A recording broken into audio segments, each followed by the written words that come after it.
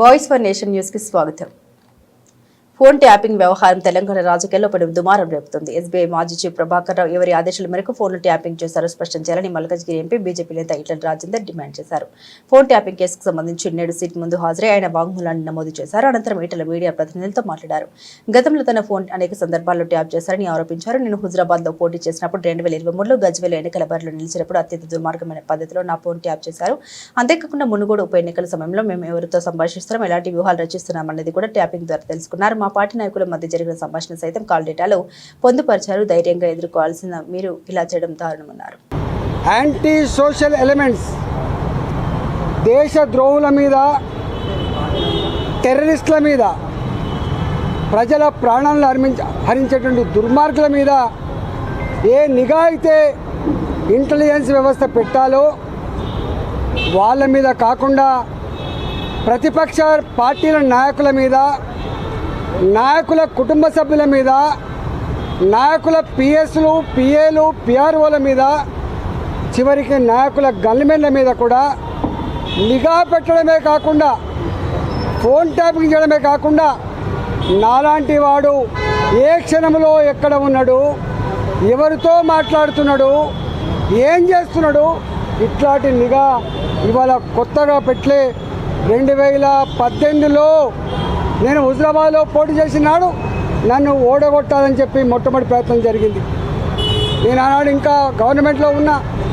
2021లో Huzurabad by elections వస్తే 6 నెలల కాలం పాటు అక్కడ ఎన్నికల ప్రచారం జరిగితే పొద్దున్న సాయంత్రం నేను ఏ కార్యకర్తతో మాట్లాడుతున్నా, ఏ ప్రజలతో మాట్లాడుతున్నా, ఏం మాట్లాడుతున్నా ఇవన్నీ కూడా ట్యాప్ చేసి రాత్రి కల్లా వాళ్ళ ఇళ్ళలో పోయి, బిడ్డ నువ్వు ఈటెల ఆయనతో మాట్లాడినావు, ఇది మాట్లాడినావు, నువ్వు ఆయనకు కనుక సపోర్ట్ చేస్తే ఇగో నీకు నష్టం ఇది జరుగుతుంది, లేకపోతే నీకు ఇగో ప్రలోభ పెడతా అని చెప్పి డబ్బుల ఆశ చూపి, పదవుల ఆశ చూపి, అధికారంతో బెదిరించి ఇవాళ ఓడగొట్టేటువంటి దుర్మార్గమైన ప్రయత్నం చేసినట్టుగా ఇవాళ వందల ఎవిడెన్సెస్ ఇవాళ ఇక్కడ చూపించడం జరిగింది. మా నాయకుల మధ్య జరిగిన సంభాషణను కూడా ఇవాళ కాల్ డేటాలో వాళ్ళు చూపించడం జరిగింది. 2023లో గజ్వేల్లో పోటీ చేసినప్పుడు కానీ, మళ్ళీ హుజరాబాద్లో పోటీ చేసినప్పుడు కానీ ఇదే దుర్మార్గమైనటువంటి పద్ధతి కొనసాగింది.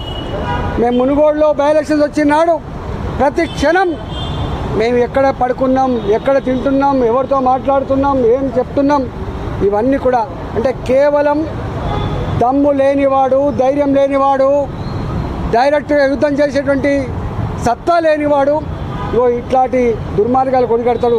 ఇవాళ నేను డిమాండ్ చేస్తున్నా ఈ ప్రభుత్వానికి. ఇప్పటికే సంవత్సరాలు గడిచిపోయింది. మీరు అనేక కమిషన్లు వేసిండ్రు. ఇవాళ విద్యుత్ కొనుగోళ్ల మీద కమిషన్ వేసిండ్రు, ఏమైందో తెలియదు. ఇవాళ ఫోన్ ట్యాక్ మీద కమిషన్ వేసిండ్రు, సంవత్సరం అవుతుంది, ఏం చేస్తారో తెలియదు. ఇవాళ కాళేశ్వరం మీద కమిటీ వేసిండ్రు, ఇంతవరకు రిపోర్ట్ రాలే. నాకు అనిపిస్తోంది ప్రభుత్వానికి నిజాయితీ ఉందా లేదా.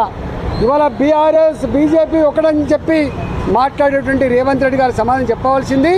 ఇవాళ మీరు కనుక బీఆర్ఎస్ కాంగ్రెస్ పార్టీ కనుక లోపాయికారి ఒప్పందం లేకపోతే, లాలుచి పడకపోతే ఎందుకు తూతూ మంత్రంగా, ఎందుకు నత్త నడకన ఈ ఎంక్వైరీ జరుగుతూ ఉన్నాయి, ఎందుకు ఎంక్వైరీ రిపోర్ట్స్ బయట పెడతలేరు, ఎందుకు బాధ్యత మీద చర్య చేపడతలేరు, సమాధానం చెప్పాల్సిన బాధ్యత ఈ రాష్ట్ర ముఖ్యమంత్రి గారు ఉందని చెప్పి హెచ్చరిస్తాను.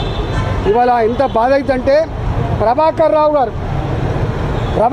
గారు డైరెక్ట్గా ఐపీఎస్ ఆఫీసర్ కాదు.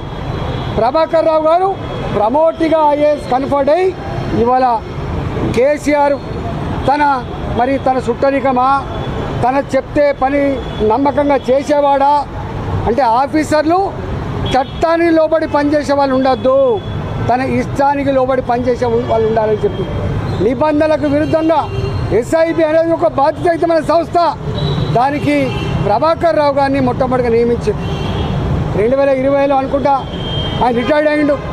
ప్రభాకర్ రావు గారు రిటైర్డ్ అయిన తర్వాత మళ్ళీ ఆయనకు ఎస్ఐబిలో కొనసాగించడం అంటే ఎంత బాధ్యతారహితమో, నిబంధనలకు ఎట్లా విరుద్ధమో, కేంద్ర ప్రభుత్వ మార్గదర్శకాలను ఎట్లా తుంగలు తొక్కిందో ఇంతకంటే నిదర్శనం లేదు.